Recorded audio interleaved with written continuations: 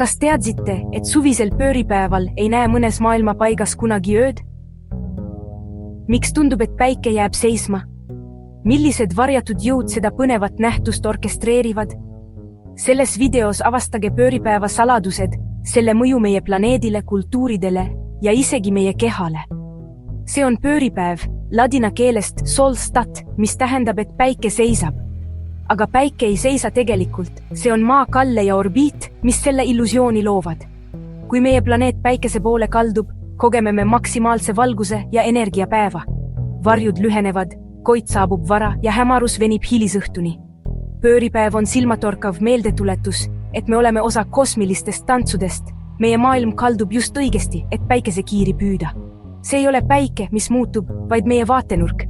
Maa kalle toob selle iga-aastase vaatemängu. See lihtne kalle kujundab meie aastaaegu ja täidab pööripäeva imedega. Maa telk on kaldu 2,5 kraadi nagu viltu vurr, mis keerleb ümber päikese. See kalle seletab aastaaegu.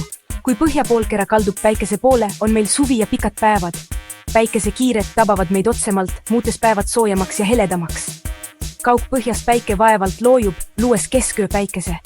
Samal ajal on lõunapoolkeral talv, lühikeste päevade ja viltuse päikesevalgusega.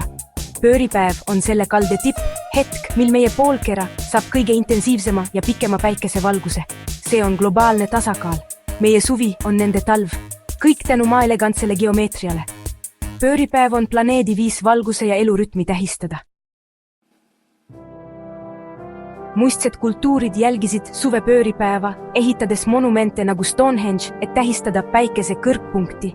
Sel kuupäeval joondub päikesevalgus nende muistsete kividega, illustreerides nende tsivilisatsioonide arusaama päikesetsüklist. Maailma eri paigus annavad struktuurid nagu Egiptuse püramiidid, maiade ja inkade templid tunnistust päikesele omistatud tähtsusest. Rituaale viidi läbi, et esile tõsta pööripäevaga seotud valgust, soojust ja saagikoristusaega. Tänapäeval sisaldavad mõned festivalid nagu jaanipäev, lõkkeid ja tantse, jätkates pööripäevaga seotud traditsioone. Suvine pööripäev on astronoomiline nähtus, mis on läbi ajaloo mõjutanud paljusid kultuure.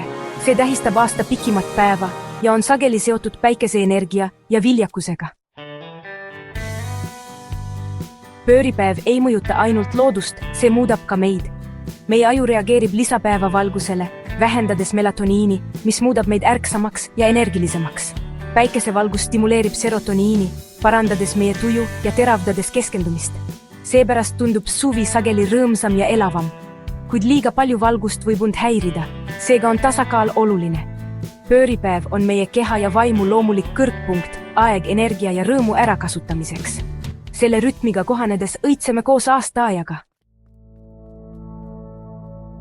Suvine pööripäev on pöördepunkt, valguse tipp enne, kui päevad hakkavad aeglaselt lühenema. See on võimalus peatuda, mõtiskleda ja tähistada kasvu, just nagu loodus on oma haripunktis. Te ei vaja rituaale, lihtsalt minge välja, tundke päikest ja märgake oma lühikest varju keskpäeval. Jälgige viibivat päikeseloojangut ja ühenduge maa ja päikese iidse rütmiga.